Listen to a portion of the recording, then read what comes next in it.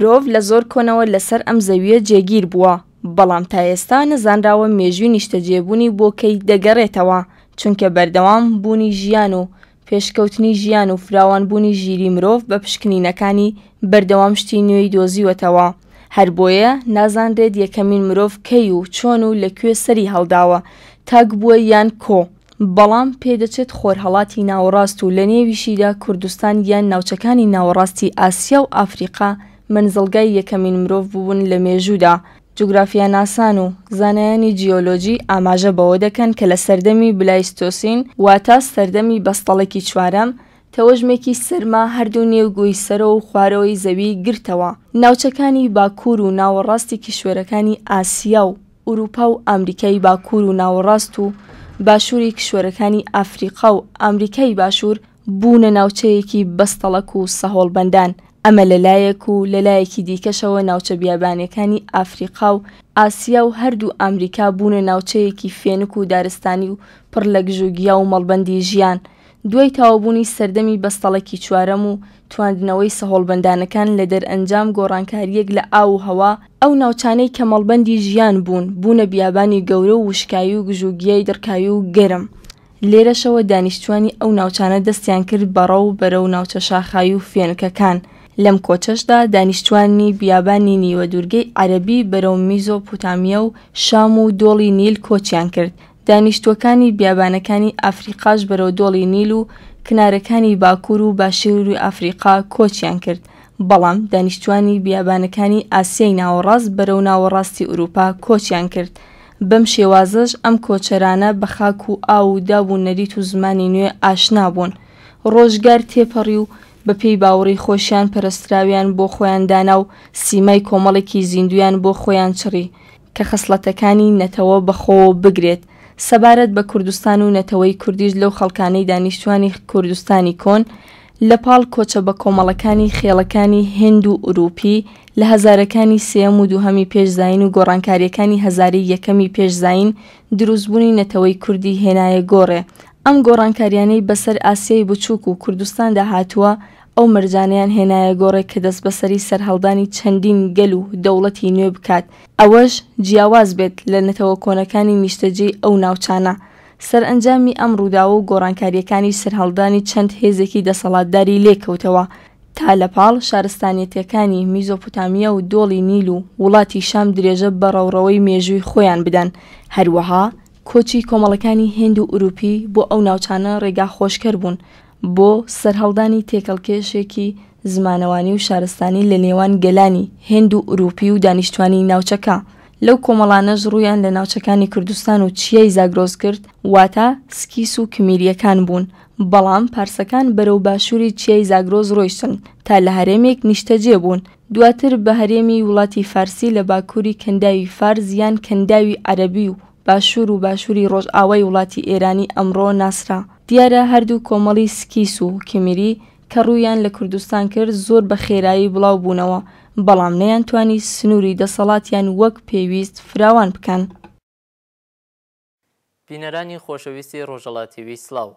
دیسانەوە بە ئەڵقەیەکی دیکەی بەرنامەی مێژووی کورد هاتووینەتەوە خزمەتتان. لە بەرنامەکانی پێشووترماندا هەوڵماندا سەرەتایەک لەسەر چەمک و زاراوەی کوردستان، هەروەها پێگەی جوغرافیایی کوردستان و گرنگترینی ئەو شوێنەوارانەی مێژووی کوردستانمانیان بە زیندوی بۆ هێشتوەتەوە بکەین. بە شێوازێکی سەرەتایی و بەڵام زانستی و ئاکادمی هەوڵماندا بزانین ژیان لە کوردستانی کۆن چۆن بووە و دانیشتوانی ئەو سەرزەوینەی کە ئێستا پێی دەڵێن کوردستان چ کەسانێک بوون. هەروەها کە باسمان کرد ناوی کورد بۆ یەکەم جار لەسەر زاری پادشای سۆمەری بە ناوی سۆشین بە شێوازی کردا بە مانای بەرز هاتووە. کوردستانیش دەقاودەق بۆ پیتانەی ئێستا بۆ یەکەم جار لەلایەن سوڵتان سەنجەری سەلجوقی لە ساڵی 1150 زاینی بەکارهاتووە. لێکۆڵینەوە و گەشتکردن لە ناو شوێنەوارە مێژوویەکانی کوردستان ئەومان پێدەڵێن کە مێژووی ئەم نەتەوەیەی سەر گۆی زەوی بۆ هەزارەها ساڵ پێش دەگەڕێتەوە. بەڵگەی حاشا لێنەکراو بۆ چەسپاندنی ئەم قسانەش دۆزینەوەی چەندەها پەیکەری جۆری نیاندرتاڵ و هەروەها دەیان جۆر کەلوپەلی کۆن لە ئەشکەوتەکانی شانیدەر و زەرزی و هەروەها دۆزینەوەی هەردوو گوندی چەرمۆ و زاوی چەمێ و دەرکەوتنی چەندەها هەڵکنرا و دەستنووسی بەردینی لە کوردستان و بوونی دەیان پەرستگای مێژووی لە کوردستان و بە دەیان و سەدان بەڵگەی مێژووی دیکە کە ڕەنگە دەستی مێژوو لەژێر چەندەها تۆن خۆڵدا لێمانی شاردبێتەوە و هێشتا نەدۆزرابێتەوە. بە هەرحاڵ ئەوەی کە ڕوون و ئاشکرایە پێگەی جغرافیایی کوردستان و هەروەها کەشوهەوای لەباری کوردستان لە کۆنیشدا ڕێگە خۆشکەر بووە بۆ ژیانی کۆمەڵ خەڵکانێکی کۆن لەم سەرزەوینە.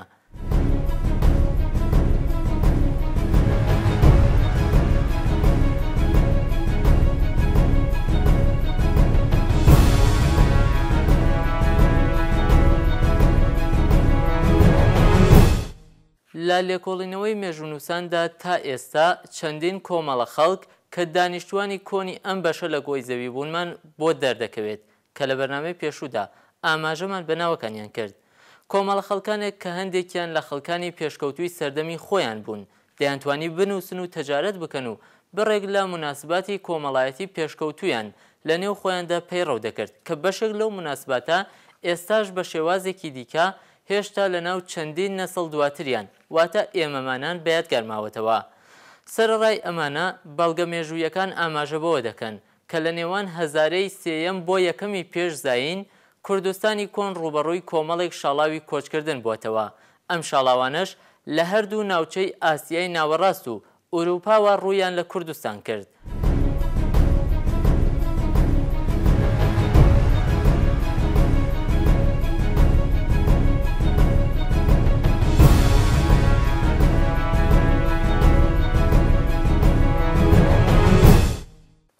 لە گرنگترین کۆمەڵە خەڵکانێک کە ئەم شاڵاوە بەرەو کوردستان پاڵی پێوەنان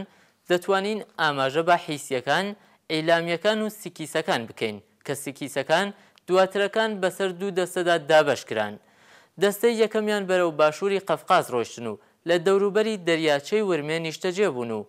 تێکڵاو بە دەسەڵاتی میدی بوون. دەستەی دووهەمیان درێژەیان بە کۆچکردندا و ڕوویان لە ئەنادۆڵ کرد. ئەگەر بمانەوێت لەسەر ئەم کۆمەڵە خەڵکە کۆچەریانەی کە ڕوویان لەم ناوچانە کرد زیاتر قسە بکەین دەتوانین سەبارەت بە حیسیەکان ئەوە بڵێن کە لە نێوان ساڵانی 2200 تا 1750 پێشزاین لە ئەنادۆڵ شارستانیەتێکیان پێکێنا کە لە تەوراتدا بە ناوی حیسی ناوی لێبراوە. ئەمان دواترەکان شاری گوڵتەپەی ئەمڕۆیان کرد بە پێتەختی خۆیان و لە ماوەی دەسەڵاتیان لە ئەنادۆڵ سێ دەوڵەتیان یەک لە دوای یەک دامەزراند. هەر سەبارەت بە حیسیەکان دەتوانین بڵین کە هونەرێکی زۆر پێشکەوتویان هەبووە و لە بواری ئاینیشەوە خودای شوشکایان دەپەرست و خودای گەورەی ئەوان شوشکا بوو. سەبارەت بە ئەیلامی و سیکیسیەکانیش دەتوانین ئاماژەوە بدەین کە ئەیلامیەکان کۆمەڵێکی هێندی و ئوروپی بوون کە لە هەزارەهای دووەمی پێش زاین لە بەرزاییەکانی ئوروپاوە کۆچیان کرد و دواترەکان لە کوردستانی ڕۆژهەڵات نیشتەجێ بوون. بە زمانی ئیلامی قسەیان دەکرد و نووسینی ئارامیان لە نووسراوەکانیاندا بەکارهێناوە و هەروەها لە بواری ئاینیش چەندین خوداوەند وەکو شاڵا و ئانشۆ و شیناک خوداوەندەکانی ئەوان بوون. سەبارەت بە سیکیسەکانیش دەتوانین بڵین کە لە کوردستانی باکووری ئەمڕۆ نیشتەجێ بوون بەڵام دواترەکان بە زۆربەی ناوچەکانی کوردستانی کۆن و ئێراندا بڵاو بوونەوە. ئەمانە ئەو خەڵکانە بوون کە بنیادی شاری سەقزیان ناو کردیانە ماڵبەندی دەسەڵاتی ڕۆژهەڵاتیان. سەبارەت بە بواری ئاینیشیان ئەوەندەی کە زانراوە ئەمان دیاردە سروشتیەکانیان پەرستووە. هەر سەبارەت بەم پرسانە و درێژەی باسەکانی ئاڵلقەکانی پێشومان دەچینەوە لای مامۆستا کەیوان و گوێبیستی قسەکانی دەبین و دواتر دێمەوە لاتان.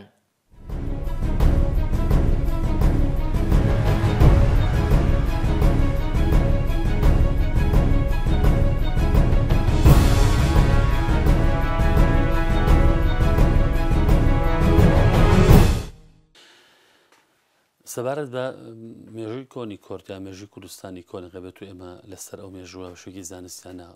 گفتوگۆ بکەینەوە بمانەوێت چی بخێنە سەر هەندێک لایەنی گرنگی مێژووی پاش ئەوەی کە ئاماژەمان بە مێژووی شوێنەڕەکانی کوردستان و هەندێک ژیانی سەرەتا لە کوردستاندا دەگەینەوە لە مێژووی کوردستانی کۆندا چەندین کۆمەڵ لە سەر خاکێمە ژیاون کەم کۆمەڵانە بە چەندین ناوی جاجە لای نەتەوەکانی دەوروبەر هاتوون و هەندێک لەو کۆمەڵانی کوردستان دەژیاون لە قۆناغی مێژووی کوردستانی کۆندا ڕۆڵ و سنگی خۆیان گێڕاوە بووە. ئێمە بێشتی باسمان لە سووریەکان کە و دانیشتوانێکی کۆنی کوردستانی کۆن کە پێگەیان شاری هەولێر یاواتە قەڵای هەولێر بوو ئەمە لە سوورەکان ئاماژەی پێکراوە هەل لە دوای لە لە هاوسەرمی سووریەکان و کەمێک دوای سووریەکان هەندێک ناوی تە دێتە نێو لە پەڕەکانی مێژووی کۆن لەوانە ناوەکانی لۆلۆبی گوتی کاشی میتانی نائیری مانایی کاردۆخی ئەم ناوانە ئێمە کاتێکین لەم ناوانە دەکۆڵینەوە مەسەرن لە لۆلۆبی دەکۆڵینەوە لە گوتی دەکۆڵینەوە لە مانایی دەکۆڵینەوە لە نائیری و کاشی و کاردۆخی دەکۆڵینەوە ئەگەر چی هەرێک لەم ناوانە بەپێی تۆمارە مێژوویەکان و بەپێی تۆماری مێژوو بۆ چوونی گەشتیار و خۆڵاتناسەکان و کەسایەتیە سپۆرەکانی ئەم بوارە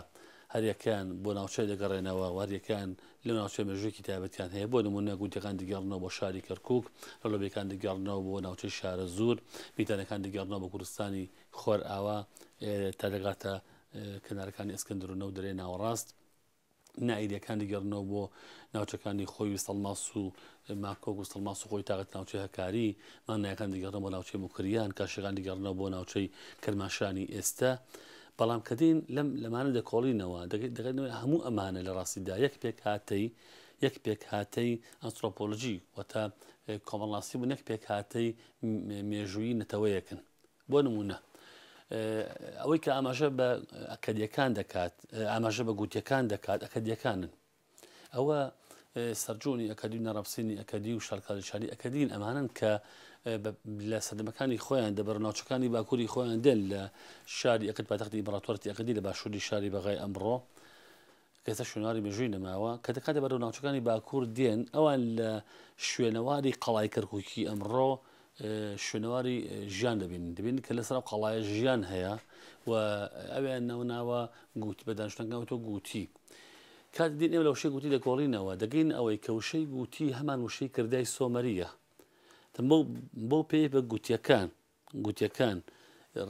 دێیان کردووە بە تێوەتە لە لای ئەکەدی لە لای ئەکەدی دێ نەبووە لای سۆمەری دێبووە دێکراوە بە تێ کرد بۆتە کورت لە هەندێک تەلەفۆزی لە زمانەوانی ئەکەدیشداریستانەوە ڕێکراوە بە و لە هەندێک شوێندا بۆیە کردایە بۆتە گوت کردە بۆتە گوت تەمەەن کوتی هەرم هەمان کردایە مەست لە چییە بەستەوەی کە کاتێک ئەوە دەڵێن گوتیەکان واتە نەک ئەوەی کە ئەمە پاشاکان ناوێ گوت پێ نەک ئەوەی کە ئەمان خواکیان ناوێ گوت پێ نەک ئەوەی کە ئەمان شارەکان ناوێ گوت پێ نەخێر ئەمە ئەکەدیەکانن هاتوو بە دانیشتوانی قەڵای هەولێریان و تۆ گوتی واتە دانیشتوانی ناوچە بەرزەکە چۆن سۆمەرەکان وتوانە کرداوەتە ناوچە بەرزەکە هەمان وشەی کردا هەمان وشەی گوتیە چۆن لە ئینگلیزیە بۆ نمونە بە بەرز دەڵێن های بە فارسی پێی دەڵێن بالا بە کوردی پێی دەڵێن بەرز بە هەمان شێوە بە بەرز بە سۆمەری پێوتراوە کردا بە ئەکەدی پێوتراوە کووت کەواتەکە دەڵێن کوتی واتە دانیشتوانی ناوچە بەرزەکە ناوچە کوێ ئەکەدیەکان ئەم ناوچەن لە کەرکووک کابینیوە بۆی هەوڵیان داوە مێژووی گوتیەکان تۆمار بکەن لێرەوەی ئەجا پاشاکانی ئەکەدی دێن هەوڵدەن لە مێژووی ئەمە بکۆڵنەوە و دوجار دەگەن ئەوەی کە گوتیەکان خەڵکانێکن خاوەن شارەسەند و خاوەن مێژوو ئەوەن ئەکەدیەکان کاتێک دێن باسی گوتەکان کا پێم وایە گوتەکان هەمان سوودەکانن هەمان لۆلۆبی گوتیەک هەمان کاشەکانن ئەوانن کە دێن لەسەر ئەم کۆمەڵە خەڵکە شتی گەورە تۆمار دەکەن مەسەنەوە نمونە کاتێکان تۆمارەکانی مێژوویەکاندا ئاماژیان بەوە کردووە کە گوتیەکان خەڵکانێکی خاوەن شارستانی بوون بەڵگە دەهێن لەسەرەوە دەڵێن بۆ نمونە لای گوتیەکان پاشا هەبووە پاشا لە ئەوان پاشا نەبووە تا مردن واتەمە دڵحیات نەبووە بەڵکم پاشایە پاش 7 ساڵ لە ئەنجومی پیرانەوە هەڵبژێراوەتەوە کەواتە ئەوان ئاماژە بۆ دەکەن کە گوتیەکان ئەنجومی پیرانیان بووە پیران واتە ئەنجومەنێکی ڕاوێژخەری لە پیر و ڕشتپیەکانی گوتیەکان ئەم ئەنجومەنە پێکاتوە لە 7 کەس ئەوە مەبەست لە 7 کەسەوە بۆ کە هەریەکەیان وەکو گەورەی ڕۆژێک بوون چون ڕۆژەکانی 7 ڕۆژ بووە هەوڵیان داوە کە بۆ نمونە ئەم ئەنجومەنە 7 کەسیە واتە ئەمان وەکو 7 کەس وەکو ڕۆژەکانی 7 ببنە ڕاوێژکار و ڕیشسپی و قسەکەری گوتیەکان لە شاری لە قەڵای کەرکووکی ئەمڕۆ ئەم ئەنجومەنە هاتوون بۆ هەر 7 ساڵ جارێک کەسیان کردو پاشای خۆیان تەمەن لە خۆیان نا هاتوون لە دانیشتوانی کەرکووکی ناوشانی خۆیان کەسێک کە کەسێک بتوانە بوو بێت لێ هاتوو بێت ناسرا بوو بێت قسەزان بوو بێت لە شەڕقەرێکی ئازا بوو بێت ئەم کەسیان هێناوە کردویانە بە پاشای خۆیان و دوای 7 ساڵ ئەم پاشایە لابراوە و پاشای خراوەتە شوێنی کاتێک سیستەمە دەکەن سیستەمی دیموکراتی کاتێک ئەنجومی پیران خۆی بێت لێو باشتی کەسەکانی گوتیەکاندا کەسەکە پاشای خۆیان کەم کەسە کوڕی بەرەماڵەیەک نەبێت کوڕی سەرکۆز و سەرکتیرێک نەبێت بەڵام کەسی لەناو کۆمەلگاکەدا بە توانە و لێ هاتوو خاوەن بڕیار و خاوەن قسە بێت وەشتەکەێکی ئاسا ئەمیان کردووە بە پادشای خۆیان و لای کوتەکان وەکو سەرچاو عقیدەکان باسی دەکەن پاشا یەک جاری تو کاندید بکرێتەوە واتە درێژترین نمای فەرمانڕەتی گوتیەکان 4 ساڵ بووە ئەوش لە کاتێکدا کە کاتێک ماوەی سەرۆکاتێکەمی تەواو بووە گوتیەکان بەدەم هەڕەشە و مەترسی بێگانەکانە بوو بن و پێویستیان بۆ بێ ئەم پاشایە جارێکی تر درێژە پاشاتی باتەوە بەتوانە ئەزمونەکانی خۆی سونەکانی دەوڵەت گوتی بپارێزێت تەمەەن ئەوان ئاماژە بەچەند پاشایەکی گوتیەکان دەکەن کە لە قۆناغەتە فەرمانڕەوایەتیان کردووەوە ئاماژیان بۆ کردووە کە سەبارێکە گوتیەکان سیستمی فەرمانڕەوایەتیان دیموکراتی بووە ئەنجومەنی پیرانیان هەبووە پاشا تا مردن پاشانە بووە و پاشایەکی ئاسایی وڵات بووە ئاماشە بۆ دەکەن کە گوتیەکان لە بڕی بنمای ئابوووریەوە خاوەن سەمانی ئاژەڵ و خاوەن کشتتوکاڵ بوون و خاوەن کاری بازگانی خۆیان بوون وە گوتیەکان شەڕکردی ئازایان بووە تەنها ئاکەدەکان ئاماژە بۆ دەکەن کاوانیان توانیوە بۆ ساتێکیش قەڵای گوتیەکان بگرن لەبەر بەرگری سەختی هێزی جەکداری گوتیەکان لە قەڵاو لە شارەکەی خۆیان تەنها کەدەکان ئاماژە بۆ دەکەن کە ئەوان لەسەر دەستی ئیلۆلەمەشی پادشای گوتی دەوڵەتەکان ڕووخاوە و ئاماژە بۆ دەکەن کە دەوڵەتی ئیمپراتۆری ئەکەدی کە بۆ نزیکەی 200 ساڵ فەرمانڕەوایەتی ناوەڕاست عێراق کردوویەک بوو لە هێزترین ئیمپراتۆرەکانی سەردەمی خۆی قۆناغی مێژووی کۆن لەسەر دەستی پاشایەکی گوتی ڕووخا بەلای ئیلۆلەمەش و ئاکرد کە پایتەختی ئیمپراتۆری ئەکەدی بوو لەسەر دەستی ئەم پادشایە تەخت کرا وێران کرا کە تا ئێستا شوێنەوارەکەی لە مێژوو داوونە و دیار نییە ئەمەگەێت بێت کاکەدەکان خاوەن هێزێکی سەربازی تۆکمە و بەرنامە ڕێژ بوون و توانیوانە بە پلان و بەرنمەیەکی چاک بە هێزی سەربازی چاک بتوانن بەرگری لە خاکی خۆیان بکەن بەرامبەری ئەوە بۆی سنوور بە شاڵی قەدەکاندا بنن دەوڵەتی ئەقەدیش بڕوخێن تەنان دەوان هاتوون لەبەری خۆرهەڵاتی شاریەکەت کە شوێنواری ئەمڕۆ شاری کوتی مەڵبەندی پارێزگای واستی عێراقا لەوێ شارێکیان بدەن ناو شارەکە وتراوە شاری کوتی تەنان ئەوان بە 120 ساڵ فەرمانڕەوایەتی باشوورەکەیان کردووە و توانیان فەرمانڕەوایەتی هەموو باشووری عێراق و ناوەڕاستی عێراق بکەن کە پایتەختەکەی ئەو کاتە کەرکووکی ئێستا نەبوو بگرە و کاتە چۆنتە خۆرهەڵاتی شاری بەغای ئەمڕۆ ئەکەدی پایتەختی ئەکەدیەکان کە شاری کوتی ئەمڕۆ ئەکات لێرە دەگەین ئەوەی کە ئەکەدیەکان هاتوون تۆماری مێژووی ئەم قەڵای کرد کە تۆمار دەکەن و باسی کوتیەکان دەکەن و باسی لێرە و باسی سیستەمی سیاسی و ئابووری کۆمەڵاتی فەرەنگی گوتیەکان دەکەن خۆ ئەگەر گوتەکان بەهات نایە خۆیان ئەمەژی خۆیان بنووسایەتەوە بڕوام وایە کە ئەوان ئەمانتوانی بگەینە وردەکاری پاشاکانی گوتی ماوەی فەرمانڕەوایەتیان جۆری دراوی مامەڵی بازرگانیەکەیان کەسایەتیەکانیان ئایا لە قۆناغەدا گوتی شاعیر و ئەدیب و نووسەری هەبووە ئایا مۆسیقار و پێکەرتاشی هەبووە ئایا لە قۆناغە مێژوودا گوتیەکان خوێندن و خوێنەواری ئایا بوونی هەبووە ئایا تۆماری نووسراوە هەبووە بەداخێکی گرانەوە هەموو ئەوانە کە لای ئێمەونن تەنیا لە تۆمارەکەدیەکاندا ئەمە ئەدۆزینەوە طبعا ئەمە کە بەراورد دیێمە دەکەین دیارە لەگەڵ سوویەکانە جیازێکی وایە نابێت ئەنی هەمان ژیان کە سوویەکان هەمان شێژیانیان بۆ سوویەکان لە قەڵای هەولێر گوتیەکان لە قەڵای کەرکووک ینی بەس ئەوەی ناوەکان گۆڕاون ناوەکانش بۆی چێ گۆڕاون بۆی ئەوەی کە ئەمە سۆمەریەکان وتوانە سوئی ئەمە ئەکەدیەکان وتوانە گوتی سەرنج بە خەڵکی ترمانەیە کە ئەکەوە نەبەری خۆرهەڵاتی سوئی و گوتیەوە کە لۆلۆبیەکان ناو شارە زۆری ئەمڕۆ ئەوە ئاشووریەکانن دێن مێژووی لۆلۆبیەکان تۆمار دەکەن و ئاشووریەکان دێن ئاماژە بە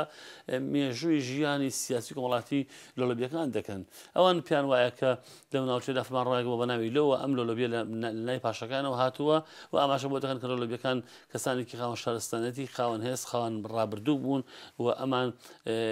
بنەمای ئابووری بەهێزیان بە کشتتوکاڵ و ئاژەڵداری بووە ئەمان ستەی باجیان بووە تەنانەت ئاشووریەکان ئاماژە بە ئاوادانی ڕزوباخەکانی لۆلۆبیەکان دەکەن ئاماژە بە بازاڕە گەورەکان لۆلۆبیەکان دەکەن ئاماژە بە شارە ئاوادانەکانی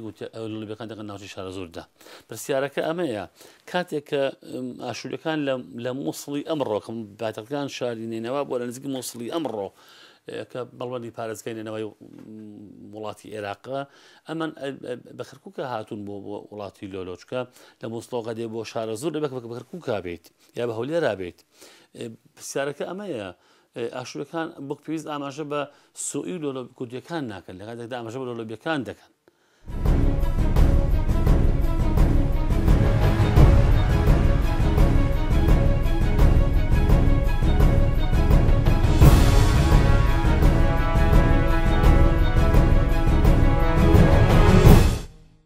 حیسیەکان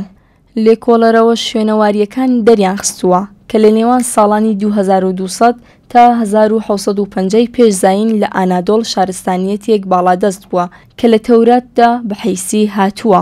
ئەم کۆمەڵە خەڵکانەش کە بە حەیسی یان حەیتی ناسران لە دەرئەنجامی کۆچکردنیان لە ناوچەکانی قەفقازەوە بۆ وڵاتی ئانادۆڵ بنەمای شارستانیەتیەکانیان دامەزران. دواتر شاری گوڵتەپەی ئەمڕۆیان کردە پایتەخت. لە ماوەی دەسەڵاتیشیان لە وڵاتی ئانادۆڵ سێ دەوڵەتیان یەک لە دوای یەک دامەزراند کە هەر سێ دەوڵەتەکە و ماوەی فەرمانڕەوایەتیان بەم شێوەی خوارەوە بووە. یەک دەوڵەتی حەیسی یەکەم 1650 تا 1490 پێش زاین. دوو دەوڵەتی حەیسی دووەم 1490 تا 1190 پێش زاین. سێ دەوڵەتی حەیسی سێیەم 1190 تا 700 پێش زاین. ئەمە و لە سەردەمی هەر دەوڵەتێکیشدا دەسەڵاتدارەکانیان توانیان سنووری خۆیان فراوان بکەن و شارستانێتی خۆیان بە دەرەوە بگەێنن. سەبارەت بە شارستانێتی حەیسیەکانیش دەتوانین ئەوە بڵین کە هونەر لەلایەن زۆر پێشکەوتوو بووە، بە تایبەتی هونەرەکانی پەیکەرتاشین و بیناسازی و وێنە کێشان. ئەمە و سەرەڕای ئەوەی زمانی حیپی زمانێکی ڕسمی ئەوان و ناوچەکانی دەوروبەری بوو. پادشاش لەلایەن گەورەترین دەسەڵاتدار بوو. سیستمی دەسەڵاتیش پشتاوپشت و لە باوکەوە بۆ کوڕ بوو. سەرەڕای ئەوەی بەرپرسی باڵای دەوڵەت سەرکردەی شەڕەکان بوو. ئایینیش لەلایەن پێشکەوتوو بوو. شوشکە خودای گەورەی ئەوان بوو کە چەندها پەرستگایان بۆ دروست کردبوو، چەندها دابوو نەریتی ئاینیان بۆ دانابوو. هەروەها باوەڕیان بە ڕۆژی دوایی هەبوو. سەرەڕای باوەڕبوونیان بە سیحر و جادوگەری. گرنگتر لەوانەش دەستورەکانی دەوڵەتی حیسی لە 100 مادە پێکاتبوو. ئەوەش باشترین بەڵگەی باڵادەستی یاسەی ئەوان بوو لەو سەردەمەدا.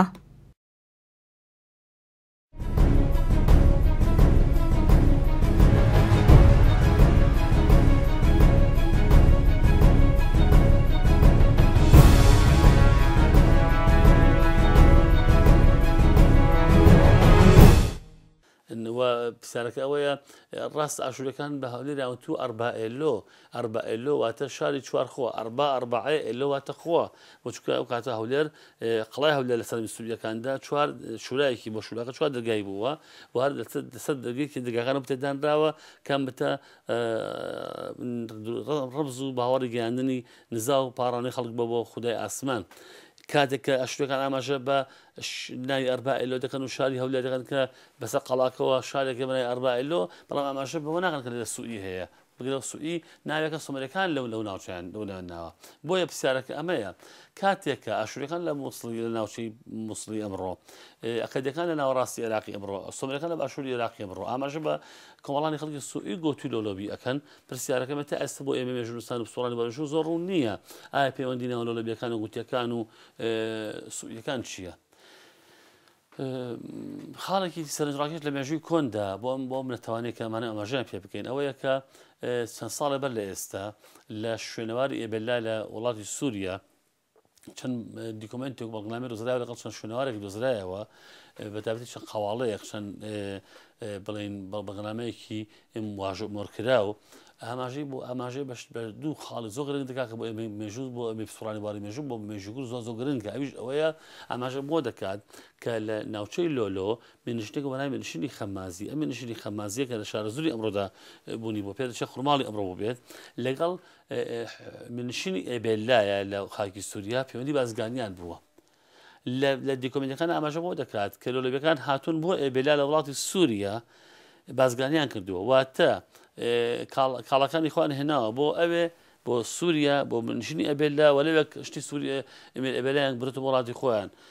پێدەچێت ئەوانەی ئەوان بردووانە بۆ ئەوێ خوری بوو بێت، هەنگوین بوو بێت، بەروبووی کوشتتوکاڵی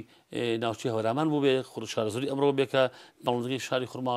خورماڵی ئێستاە ئەمانە بردبێ بۆ وڵاتی سووریا بۆ منشینی ئەبێلاوە لەوێشەوە بەهارات و بۆن و ئەم جۆرەشتان هێنابێتەوە کە لە منشتی ئێبێلادا بوونی هەبووە بۆ وڵاتی لۆ. پرسیارە مێژوویەکە ئەمەیە کاتێ منشینی خەمازی لەناو دەوڵەتی لە ستوری جوگرافیای لۆلۆدا پەیوەندی بازرگانی لەگەڵ منشینی ئێبێلای سووریادا هەبووە، ئەی پەیوەندیەکانی نێوان منشینی خەمازی و گوتیەکان کامەیە؟ منشری خەمازووی سۆویەکان کامەیە ئەی پەیوەندی نێوان شارەزۆر و کەرکووکی ئەمڕۆ شارەزۆر هەولێری بڕۆ چۆن بووە بەڕاستی ئێمە تا ئێستا بۆ مێژووی ئێمە زۆر ونا خۆ ئەگەر بەڵگەنامانە لە ئێبیلا نەدۆزرانایەتەوە ئەوە ئەستم بۆ بمانزانیە کە لێوان خەمازووی بێلایەکاندا کاکەوێتە وڵاتی سووریا ئەمڕۆوە پەیوەندی بازرگانی هەیە بۆیە بەڕاستی ئەماگەێنێت ئەوەیەوە کە هەمان شێوەلەبیەکانیش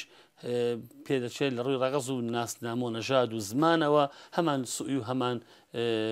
گوتیەکان بن هەر لە خۆناغی بێژوکە ناوێکترمان هەیە بەناوی میتانی کە ئەم ناوە لە میتراوە هاتوو میتراواتە خوای خۆر میتانیەکان کە خەڵکانی خۆر ئاوای کوردستان بوون و دەسەڵاتداری مەسەلاوچەکانی باکووری شاه بووە دیسانەوە خەڵکانیش کە بۆ میتانەکان ئەسراون لەلایەن میسریەکانەوە ئاماژە بوونیان دەکرێت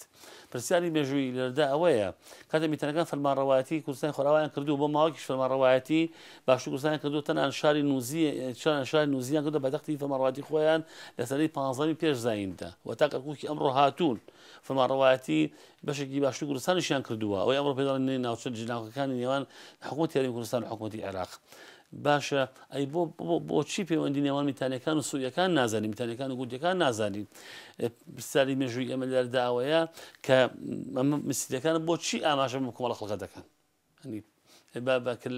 جێ خاڵی سەرنجوو باسی ئەمە ئەوەیە کە میسریەکان زۆر بە گەورەی باسی میتانیەکان دەکەن تەنانەت سەدەی پێش ئێستا لە شوێنەواری لە عمارنە لە وڵاتی میسر چەند بەڵگەنامەیە دۆزرایەوە کە چەند نامەیەکی ئاڵگۆڕی نێوان پاشەکانی میتانی و پاشەکانی میسری کۆن بووە منێکی لەو بەرنامانەم لایە کە ئێستا ئەیخەم بەر چاو بەر بینەر و بیستەری ڕۆژهەڵات تیڤ کە نامەکە زۆر بایەخی گرنگی خۆی هەیە کەم نامەیە دەگەڕێتەوە بۆ نزیکەی سەدەی 14 پێش زاین و نامەکە نامەی تووشارنای دومی پاشای میتانیەکانە بۆ ئامینۆفسی سەمی فڕعۆنی میسر سەرنج بە ئەرخودی نامەکە ینی تووشارنای دووەمی پاشای میتانی کەواتە دەوڵەت میتانیەکان پاشایان هەبوونای تووشار نابووە ئەم تووشانی دووهەمە کاتێکەمیشمان هەیە کات پێش تووشارنای دووەمتنی باشای ترمان هەیە ئەمە بۆ کێ بۆ منۆفسی فرعۆنی میسر منۆفسی فرعۆنی میسر یەک لە فرعۆنە گەورەکانی وڵاتی میسر کە دواتر بە مەحاتەمی چوارەم ناسراوە نامەکە کە دەیخوێنینەوە زۆر شتی گەورەی تایە زۆر ئاماژەگرنگی تایە کە بە سوپاس و دکتۆر جەمال ڕەشید کاتی خۆی لە مێژووی کۆنی کووردا دەقی ئەم نامەی بە جوانی خستە ڕوو من دەقی نامەکە هەوڵ دەم بخوێنمەوە کە پێم وایە زۆر هەندی مێژووی سیاسی کۆمەڵایەتی گەورەی تایە بۆ خەڵکی کوردی ئەمڕۆ تا بزانین ئەو ڕۆژگارە نامەیەکی پاشا چۆن نووسراوە نامەی پاشایەکی میتانی باشای کوردستانیە بۆ پاشایەکی وڵاتی میسر فەرم پاشای نامەکە ئەنووسێ بۆ فرعۆنی میسر ئەم پاشا تووشارنایە کچەکەی خۆی داوە بە فرعۆنی میسر ینی ئێستا فرعۆنی میسر بە شێوازە کوردواری خۆوان ئەبێتە زاوای ئێمە ئەوەی کە ئەم کچێکە پێی داوە ناوی کیلۆخیپا بووە کە لای میستەکان بۆتە نێڤێرتێتی و ئەوەی کە لە مێژووی کۆندا ناسراوە و نێڤێرتێتی لای میستەکان ناوی گەورەیە کە ئەوە ناوی نێڤێرتێتی واتە جوانی گەیشت خۆی ناوی کیلۆخیپا بوو بەڵام میستەکان ناوی نێڤێرتێتی چ کچێک ئەمە جوان بووە ناوە جوانی گەیشت ئەنی وایە نێڤێرتێتی شەرزارەکە لەوە هاتووە سەی نامەکە دەڵێ چی نامەکە دەڵێ بۆ نەیموریە پادشای میسر برا مێردی کچەکەم زاوەکە نێموریە تەمەەن نازناوێکە لە فرعۆن میسر دراوە کە بڵاتە گەورە سەڵاتدار ئەڵێ پاشای میسر ئەمەیەک برام ئەنی حسای برای بۆ ئەکات مێردی کچەکەم و زاوە ئەنی نامەکە زۆر جوان داڕژراوە ئەنی ئەوێت پاشای میتانی ئەوێت بەم شێوازە کوردەواریە کۆمەڵایەتە جوانە بەرامبەرەکە بدوێنێت ئەوەی خۆشم دەوێت و ئەوەی منی خۆش دەوێت ینی پێشتر ئەوەی خۆشم دەوێت ینی ئەوەی کە ئەم خۆشی ئەوێت ئەم جادوانەوەی منی خۆشەوێت ئەنی پێشتر خۆی خاتە پێشەوە خۆشەویستی بۆ دەخاتە ڕۆ دەدوێ باس دەوەتەکە پاشای میتانی خەزورت ئەوەی خۆشی دەوێت سەلامن لێ دەکات نامەکە زۆر سادە زۆر جوان زۆر سیاسی نووسراوە برا من زۆر باشم هیوادارم تۆ جوابیت هیوادارم ژنەکەت و مناڵەکانت گەورە و بچووکیان سوارە و عربانەکانت وێتە چەکدارەکانت وڵاتەکەت ئەوانێکی خاوەنی زۆر باش بن سەرنج بە پسە لە ساقی بۆ کیەکات بۆ ژنەکەی کە کچی خۆیەتی پاشاکە هەنی ژنی فرعۆنی میسرە کچی پاشای میتانیە مناڵەکانی باشە گەورە و بچووکیان نقطەی گرنگی تێدا تەبەن گەورە بچووکی عایلی بنەماڵی میسری کۆن چکە پاشای میسر ژنێکی تریشکە بووە سوار و عربانەکانت کاتێکم خۆناغدا سوارە بۆ عربانە هەبووە هێز جەکدارەکانت کاتە وڵات هێز جەکداریشیە بووە ئەوانەی کە خاوەنیت ئەنی لە بنەمای ئابووری کۆمەڵایەتی فەرهەنگی سیاسی باشە برام ئەوەی ئەواتەخوازی بۆ مناردیت ئەو ئەڵێ تۆ حەز لە کچێکی جوانە کرد ئەو کچێکی من پێشکەش کرا و بوو بە خێزانی تۆ هەنی ئەوەی ئەواتەخوازی بوویت کاتیش ئەم ئاواتە دێتە دی و دەیبینی و تێدەگەیت ئەوەیە کە دڵت داوای کردووە ئەڵێ نازانین ئەم کچی من چەند کچێکی ناسرا و دیار و خاوەن ماڵ و خاوەن ڕێز و گەورەیە کەی دەزانیت کە دەیبینیت کە دەزانیت ئەنی مەس لەوەیە کە کچەکەم بەڕاستی شایانی ئەوێتە ببێتە بێتە شاژنی میسر هیوادارشم خەڵکو پیاما خۆڵان و نێدراوان ببینن ئەو دیارانش ببینن کە بۆی نێرراوە هیوادارم دڵخۆش بکە ئەگاتە لەگەڵ ئەم کچاکە ناوێتی بۆ فڕانی میسر بۆتە خێزانی دیاری ناردووە کە لە کۆدوارە پێڵێن جیازی کە هەمیشە بڵێن ماڵە باوکی بوو لەگەڵ بوو کای نێرێت داوێتی من لە قورسای خۆڵات نەرێتی زۆر جوان و زۆر باوە کە لەگەڵ بوو کە هەمیشە باوکی بوو یا باوکی کچە ماڵێکی تاوە لە کچەکە دەنێت بۆ ماڵی زاوە خۆشەویستێک بۆی بڵێ ئەمە لە کچەکە فەقینە کوڕی خۆمە لە بەرگی دومی نامەکەدا ئاماژەتەکە لە براکەم ئەمەوێ شتێکە پێ بڵێم هیواداریشم کە گوێم لێ بگریت سەری لێرەدا ئەم پاشەمیتانیە ڕوە کاتە فەرعونی میسر دەڵێ ئەمێ شتێکە پێ بڵێم هیوادارم گوێم لێ بگریت ئەنی هیواخوازە گوێ لێ بگرێت شتەکە چییە هەڵداوام لە برای خۆم دەکەم وەک وڵاتی خۆی دەوڵەم نابکات کاتەم داوا دەکات وڵاتی میسر کە دەوڵەمەنە وڵاتی خاوەن مێژووە خاوەن ڕابردووە وڵاتی میتانی دەوڵەم نەکات دیارە لەم خۆناکەدا کە میتانەکان بە قیمستەکان دەوڵەمەند نەبوون دەوڵەمەند نەبوون لە ڕووی چەکدارەوە لە ڕووی بنەمای ئابووریەوە دیارە کێشە و قێرانی داراییان نەبووە کە دای هاوکاری لێکردون بۆیە داواکارم تەمە لێرەدا ئەم دەوڵەمەندیە بۆ نیشانەدا کە پارەی بۆ بنێرێت ئەم دەوڵەمەند شاندار کە لە بنەمایەوە دەرەکەوێت کە پاشای میتانی شتێکی لە فەرعونی میسر دەبێت کە ئەم شتە شتێکی معنەویە ئەوەنەی مادی بێت شتەکە چییە دەڵێت پەیکەرێکی کچەکەم لە ئاڵتوم دروست بکەیت ئەنی پەیکەرێکی کوێنەی کچەکەی بۆ دروستکە لە ئاڵتون بۆی بنێرێت دڵشی نامەکەیە چونکە دەزانیت کە چەند وڵات چەند ئاڵتون وڵاتەکەتدا هەیە هەی پاشای میتانی دەڵێ ئەڵێ چونکە چەندە ئاڵتون وڵاتی تۆدا کاتە بەم نامە دەردەکەوێت کە پاشای میتانی دێ وا پاشای فەرعونی میسر بدوێنێت کە وڵاتی دەوڵەمەندە بە ئاڵتون وڵاتی ئاڵتونی نییە مادەم ئاڵتون لە وڵاتی ئەوەدا زۆرە و وڵاتی دەوڵەمەندن وەکو خۆشەویستیەک بۆ کچەکەی خۆم کە ئەمڕۆ خێزانی تۆیە پێکەرێک بۆ دروست کە لە ئاڵتون پێکەرەکە بۆ بنێرە هەم لە لای کچەکەم ڕووی کچەکەم لە بەرچاوە بێت ینی منێک کچەکەم بەرداوام لە بەرچاوایە هەم لای کشەوە پیشانی خەڵکی ئەدەم کە ئەمە دیاری فەرعونی میسرە بۆ من ینی فەرعونی میسر وەکو خەزوو ماڵە بەڵێ ماڵە زاوە ئاوا ڕێزیان لە خەزووری خۆیان گرتووە کەمە لە ڕووی معنەویەوە بە بڕای من معنەویەکەی دوو هێندە قورسایی و پێکی مادیەکەی هەیە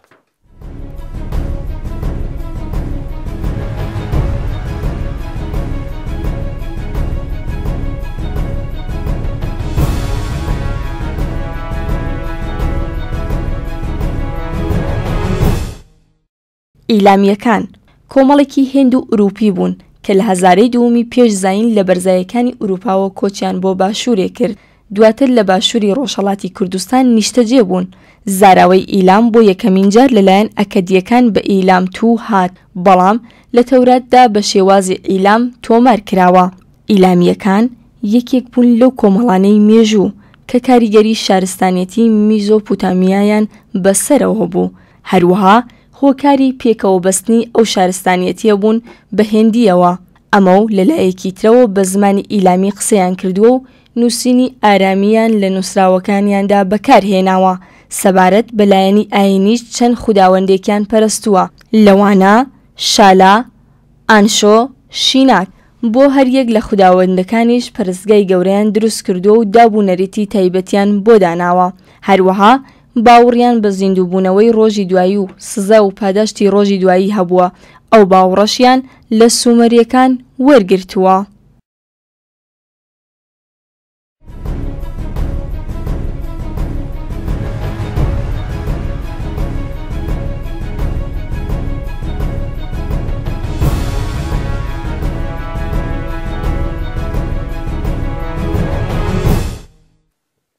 لە بەشێکی نامەکەدا دەڵێت چی دەڵێ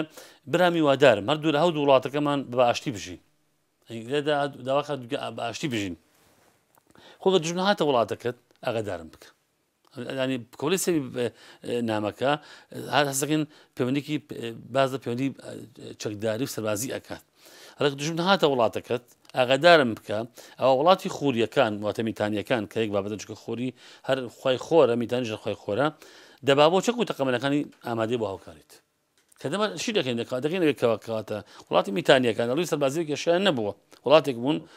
خاوەن دەبابە بۆ چەک و تەقەمەن دەبابە واتە دەبابەی ئەمڕۆ نا دەبابە ڕۆژگارە برێتی بووە لە شێوەی دەبابی ئەمڕۆ کە بە تەختە دروست کراوە ئەو قڕقۆش خراوەتە ناوەکەیەوە و دەرەوەشی بە ئاسر ڕۆژ کراوە و چەکدار چون چەکدارەکانی میتانی چون ئەم چوار تەختەوە و بۆ ئیکە دژمنەکان ئەگە بە تیر و بەڕم لێیاندان تیرڕمەکان جەستەی میتانەکان نەپێکێت ئەمە بەوتەمەوە دەبابە چەک و تەقەمەنیەکان کە بریتیوە لە شیر و تیر و ڕم و خەنجەر و هەروەها منجانی کە وەکو منجنیق وەنەقە مێژوویە بریتیوە لە هەڵدانی ئاگەر بۆ دژمن لەڕێی دەستگایەکە کە دروستیان کردووە ئەمە کاتە میتانەکان ئەمانان بووە و پاشای میتانی ئامادە بۆ بەمانە بەرگری لە ماڵە زاواکەی بکە بەگرێ ماڵاتی بیست بکات ئەو دەڵێ چی لەخۆ دژمن هاتە وڵاتەکە باش میتانی دەڵێ دژمن هاتە وڵاتەکە دژمنی هاتە وڵاتی میتانیەوە ئەوە بە نامەیەک ئاگادار دەکەم پاشا میتانی دەڵێت بەوەش وڵاتی میسر و چەک و تەقەمەنەکانی بەدەنگمانەوە دێ کەواتە لەم قۆناغەمە ئەمە پێڕێکەوتنی سەربازیە کە باشە میتانی داوا لە وڵاتی میسر دەکە ئەگەر من تووشی کێشەیەکی سەربازی یا سیاسی بووم ئەوە فریام دەکەون دوا کۆپڵی نامەکە دەڵێت چی دەڵێ براکەم ئەگەریش برای خۆم گوێ لە وتێکی خراپ بوو کە بنوت بێتم یان لە وڵاتی منەوە وترابێت هیوادارم گوێ نەگریت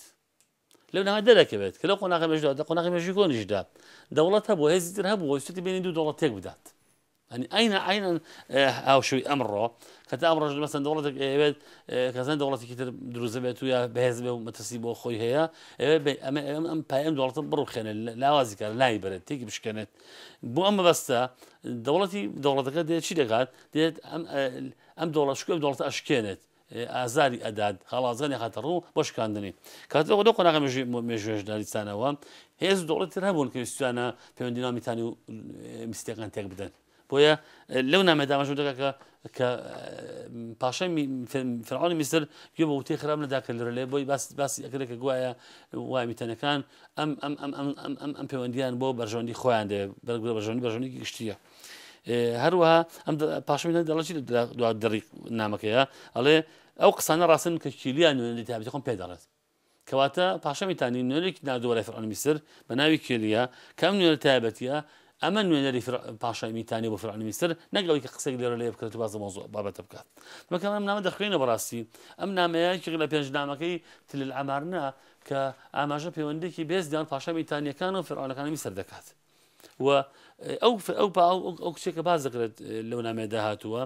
کە درا بە فرعۆنی میسر ئەو کچەیەکە لە ژێر کاریگەری ئەم کچەدا ئەمون حەتەبی چوارە مانگەوازی کتابپەرستی ڕاگەیاند و دواتر شۆڕشی ئەخناتون بەرپاکراگە لە میسر بە شۆڕشی ئەخناتون ئەسراوە ئەخناتون واتە گەڕانەوە بەلای خۆی ئاتون چکە ڕۆژگار میستەکان باڕێن بەخۆی ئامون هەبووە بەڵام بەهۆی ئەو کچەوە کە کتابپەرستێکی وڵاتی میتانیەکان بووە میسر باز لە پەرستنی فرعۆنی ناوڕوو کردە پەرستنی خوددا کە خی خۆرەکە لەوێ وڵات بە ڕع ناسراوە کەواتە لەو خاڵە ئەگەن ئەو دەرەنجامی کە میتانیەکانیش دیسانەوە لە تۆماری میسریە کۆنەکاندا مێژوەکان تۆما کراوە واتە ئەگەر میسریە کۆنەکان نەبوو نایە بڕای من نازانین تووشان ناکێ و نەمانەزانی تووشان میتانەکان خاوەنی هێزی جەکدارن خاوەنی ئافرەتی جوانن خاوەنی ئافرەتی بەتوانە و لێ هاتوون خاوەنی نوێنەرن بە ناوی کلیە خاوەنی سامانی ئابووری کۆمەڵایەتین ئەوە نامەیە چەندین نامەیە کە لە وڵاتی میسر دۆزرێتەوە ئاماژە بە گەوری میتانەکان دەکات لە قۆناغی مێژووی کۆندا کەواتە میتانەکانیش دەکرێت هەمان سوئی دۆڵەبی گوتیەکان بن بەڵام بۆی پیاوەترا میتانی ئەمە لەسەر ئەو ناوەیە کە میترا خۆی خۆر بووە و لای فرعۆنەکان لای میستەکان بە میتانی هاتوون دیسانەوە کاشەکان کە دیسانەوە کە خەڵکانێکی کرماشانی ئێستا بوون کە لە سەری 15 پێرزانیدا ژیاون ئەوان کاتێک دێن پەلاماری وڵاتی سۆمەر دەدەن و لە ساڵ 1550 پێش زین وڵات سومەر داگیر دەکەن و شاری ئەقەرقوف دروست دەکەن کە ئەقەرقوف ناوێکی عەرەبی و لە بناڕەت تا ناوی کۆلی کارزووە کە ناوی پاشای کاشیەکان ئەو پاشا کاشی کە ئەم شار دروست دەکات بە ناوی کۆلی کارزوو ئەو کاتە دێنێت تۆماری سۆمەریەکانەوە کاتە کاشیەکانی کرێکن ماشان نبوو نیسانەوە کاشیان پەرستووە کاژواتە خوای خۆر کەواتە کاش هەمان میتانیە هەمان میترایە میترایە چکە هەرێکمان نابەخشە چ خۆر واتە خۆر چ کاش واتە خۆر چ میتانی واتە خۆر بەڵام کاتێک ئەمان دێنەوەڵاتی سۆمەرەوە ڕەوەتی سۆمەرە کاری بازرگانی ئەەکەن کاری کوشتتوکاڵ دەکەن کاری ئاژەڵداری دەکەن و دوادار ئەم هێزە و کاشیەکان دێن سۆمەر داگیر دەکەن و بۆ 400 ساڵ فەرمانڕەواتی وڵاتی سۆمەر دەکەن ئەو سۆمەرەکان ئاماژە بۆنی کاشیەکان دەکەن لە ناوچەکەدا کەواتە لەمەوە دەکەینە ئەوەی کە دانیشتوانی کوردستانی کۆن هەر لە سوئی گوتی لۆرۆبی میتانی کاشی خوری هەموو ئەمانە بەڕای ئێمە سوڕانی واری مێژوو پێ دەچێت یەک ڕەشەڵێکی مێژویان هەبێت یەک زمانیان هەبوو بێت یەک کەلتوریان هەبوو بێت هەمویان یەک خەڵک بێت بەڵام بەداخێکی گرانەوە لەلایەن هەدراوسەکانی ئێمەوە نارەکانی ئێمەوە ناوەکان لە ئێمە گۆڕاوە و دوجار ناوی سوئی و گوتی و لۆلۆبی و بیتانی و کاشی بوو ئەمە زیاد بووە خۆ ئەگەر ئێمەی کورە قۆناغی مێژووی کۆندا مێژوویەکمان بنووسیایەتەوە و خۆمان خاڵ مێژووی خۆمان بووینایە ئەوە پێ ئەچوو ئێستێک ناو بووە لە مێژووی کۆندا ئەوی ناوی کورد بووایە نەک ئێمە بین دوجار بەچەندی ناوباسی مێژووی کۆنی کورد بکەین چونکە کە دەکەین لە دەرەنجامی دوادەرەنجام ئەکەین ئەوەی کە ئەم خەڵکانەی باسمان کردن هەمویان یەک زمانیان بووە زمانی ئەمان زمانی میسری کۆن نەبووە زمانی ئاشوری و ئەکەدی و بابلی و عیلابیش نەبووە ئەمە جاری ئەمە یەک دوو دەگەنێت کە ئەمانە هەمویان خۆی خۆریان پەرستووە لەقەدێکدا لە وڵاتی میسر فرعون خوا بووە لە لای وڵاتی عێراق لە لای ئەکەدی و سۆمەری و بابلی و ئاشوریەکان باشە ڕۆحی خۆی بەبەردا کراوە لە لای هیندیەکان گاخوا بووە لە لای چینیەکان تاوخوا بووە بێچانەوە لە لای کوردستانی کۆن خۆرخوا بووە لە ڕووی مێژوویشەوە لە ڕووی باوەڕی ئاینیشەوە دەردەکەوێت کە پەرستی مرۆڤ لە بەسەر فرعەکان پەرستراوە لە ڕووی ئاینیەوە قوبوڵ نەکراوە شێواندنی گەورەی خوا بۆی کە چۆتە ڕۆحی مرۆڤەکان و پاشاکانەوە هەر دیسانەوە لێدانی شکۆمەندی گەورەی خوایە شوبهاندنی گا بەخوا هەر دیسانەوە کەمکردنەوەی گەورەی خوایە بەڵام کە دێن خۆر بکە بەخوا خوار بە هەموو پێوەرە ئاینیەکان زۆر لە پەرستنی پاشاکان و گا و مانگا ئەوانە گەورەت و زیاترە بۆ یەکات لە ڕووی باوەڕی ئاینی شەوخەڵکی وڵاتی ئێمە زۆر لە پێشەوە بوون لە ڕووی سامانی ئاژەڵ و ئابووریش زۆر لە پێشەوە بوون بەرهەمەکانیان چۆتە بازاڕەکانی وڵاتی میسر و وڵاتی ئەکەد و وڵاتی ئاشور و وڵاتی بابل ئەشتەکان ئاماژە بە چەندین بەرهەم و دانەوەڵی وڵاتی لۆلۆبی گوتی ئەکەن سەرچاوەکان یاختی ئاماژە بە چەندین بەرهەم و دانەوەڵە و میوە و سەوزەی وڵاتی گوتی دەکەن کەواتە دەگەین ئەوەی کە لە کوشتکاڵەوە ڕێ ئابرووی کێشیان نەبووە ڕێ زمانەوە لیسانەوە زمانی کێگرتویان هەبووە بەڵام بەداخەوە ئەم خەڵکە جیاجیایە هەرکی لە شوێنێکا ژیاوە کێشەکە فەرمانڕەوایەتی کردووە هەرکی لە ناوچەکە پاشایەتی کردووە واتە بە کورتی و بە کوردی کوردستانی خاکی نیشتیمانی دایک بۆ چەندین من نشین دابەش کراوە بۆ چەندین کۆمەڵ دابەش کراوە هەر کۆمەڵ شوێنێکا ژیاون هەر کۆمەڵ شوێنێکا پاشای خۆی بووە دراوی خۆی بووە شێوەزمانی خۆی بەکارهێناوە لەمای ئابووری خۆی بووە خۆ ئەگەر ئەم هەموو خەڵکە جیاجیایە یەک دەوڵەتیان ببوایە یەک سیستمی سیاسیان بوایە یەک دراویان ببووە یەک مابریان بوایە پێ ئەچوو کوردستان ئێستا نەبێتە چەندی پارچەی باشوور و خۆڕڵات و باکوور و خۆرئاوە بۆیە ئەو قۆناغە مێژووی کۆنا سەلماندین ڕاستێکی مێژووی یەکەی بکورد بەدرێژی 1000 ساڵ پێش زاین بەداخە پەرتەوازە بووین کە ئەمە هۆکارێکی شکستی ڕاپۆرت شۆڕژەکانی مەوە لە ڕابردوودا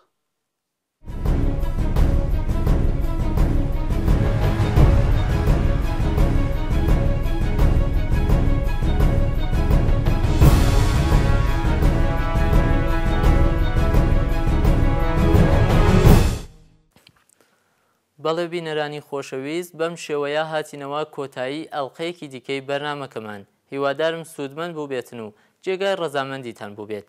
دیسانەوە چاوەڕوانی بۆچوونەکانی ئێوەین بەڕەخنە و پێشنیار و تێبینیەکانتان بەرنامەکەی خۆتان دەوڵەمەندتر بکەن تا پێگەشتنەوەیەکی دیکە و ئەڵقەیەکی دیکە بمێنن بە خۆشی و شادی ماڵەوە